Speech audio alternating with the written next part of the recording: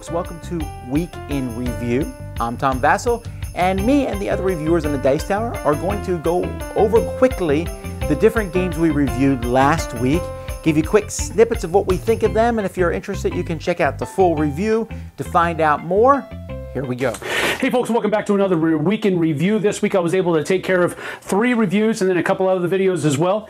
First of all, I did a comparison of Carcassonne, the new reprint from CMoN, compared to the old version that I have in my house. Is a little tin that we actually bought in Korea, but it's a German version. It's very confusing, but check out that video for a comparison of the 2 base sets. And I was also able to take care of 2 comparison/reviews of the first 2 expansions for Carcassonne from the new reprint, the Inns and Cathedrals and the Traders and Builders expansions for Carcassonne as they have been reprinted. So go ahead and check those 2 videos out as well. Then I was also able to edit and put together my coverage of the Cool Mini or Not Expo that we went to a couple weeks ago in Atlanta, Georgia. So that was a pretty cool look at that expo. Looking forward to next year. Hopefully we get invited back.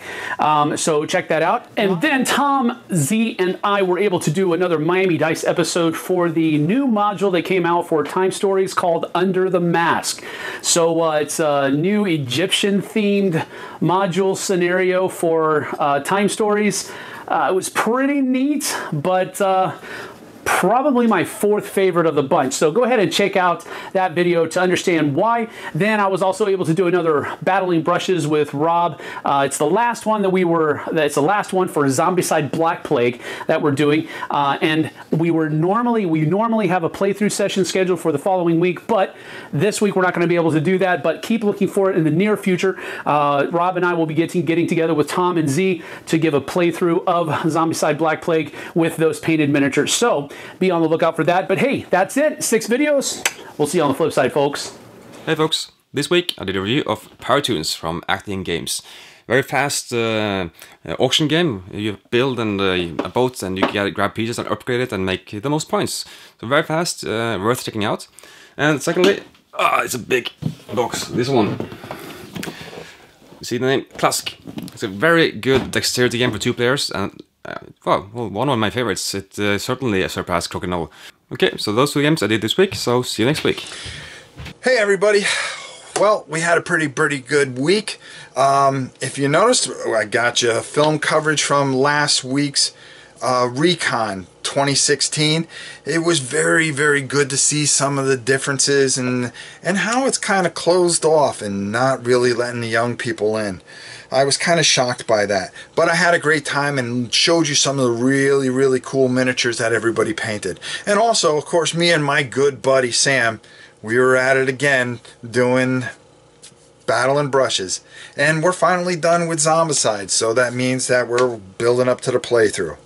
So that's it from me. I hope you guys have a great week, and we'll see you soon. Hey folks, Z Garcia here. Last week I reviewed 7 items. Let's run them down real quick. I reviewed both available expansions for Machi, Koro, Harbor, and Millionaire's Row. I like Millionaire's Row a little bit better because I think Harbor makes the game too long without adding a lot of interest, whereas Millionaire's Row adds complexity, but it makes some interesting new cards that are added to the mix. So I like that one better out of those 2. I reviewed Gaïa, a tile laying game, which is very attractive, and it's an alright game, very light, pretty simple. I prefer it with 2.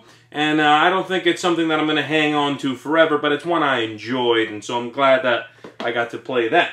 I reviewed Franky Reloaded. Franky Reloaded here is a dice game, very light, a little bit like zombie dice. And I like this one a little bit better than that, but it's still a really fluffy, simple dice game, so you should know if you like the game just from that description. I reviewed Schrödinger's Cats, and this one is basically Liar's Dice, the card game. I found it to be a little too derivative, and the humor is cute, you know, but nothing that I would say even gets anywhere close to Liar's Dice as being an interesting game, and I really love Liar's Dice, so that's partly why maybe I'm a little less forgiving on this one. I would give this a pass. I reviewed Waka Tanka. This is a bluffing game, a very straightforward bluffing game of that whole, you know, am I lying or not when I play a card style. I like it all right. It's one that I think is going to go over well with a mixed group of gamers and non-gamers, so That's why I give this one a thumbs up. And then lastly, I reviewed the Grizzled at Your Orders, which expands the Grizzled, a co-op game I thought was fantastic. And this one makes it even better, adds missions, which give the whole thing a nice thematic feel. So thumbs way up for this one. That is the Grizzled at Your Orders. And that's it for me. I will see you guys next time. Howdy folks, this week the Family Showdown looked at a great set collection game for kids called Super Tooth.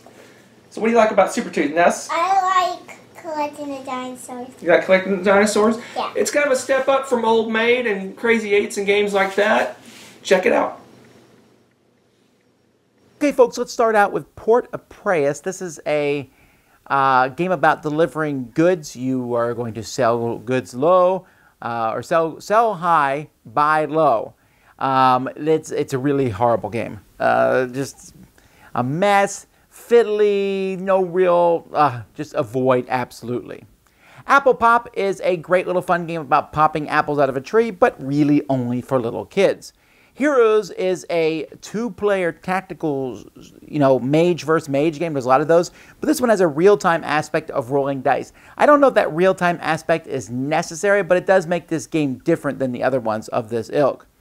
Aquileia is a game in which players is a worker placement game about ancient Rome and controlling things in the Colosseum. There's a good, healthy dollop of luck in this game and some typical Euro scoring at the end, but the theme is certainly strong throughout it.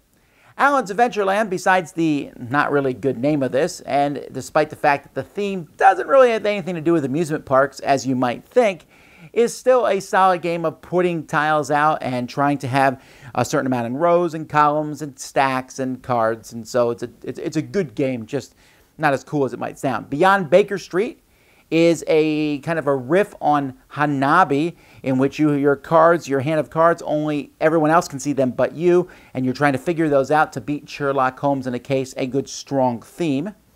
I also took a look at the 6 small hero packs for Rum and Bones. I divided those into 2 different reviews. I looked at one for each of the 4 main factions that have been included for the game, and then the 2 mercenary packs. Those are fun if you want more heroes to the game. Jason and I also took a look at Formula D, just kind of a look back at this classic racing game. I still think it's good. There's a few small problems with it, but still a solid, fun racing game. And then we took a look at the new deluxe version of Carson City, which is still an amazing worker placement Western game. And the deluxe version, of course, is very beautiful and has a lot of excellent, wonderful pieces. Also, over the course of last week, I took a look at my top 10 games that start with the letter T, the top 10 that start with the letter U. We did a top 10 together, of multiplayer games that work best with 2 players, and our back talk about should you give games a second chance. So a lot of different things came out in the channel last week, as well as a kind of a pilot episode for a new channel we're starting for Quadropolis. You can check all that out. Thanks for watching Week in Review. Until next time, I'm Tom Vasel.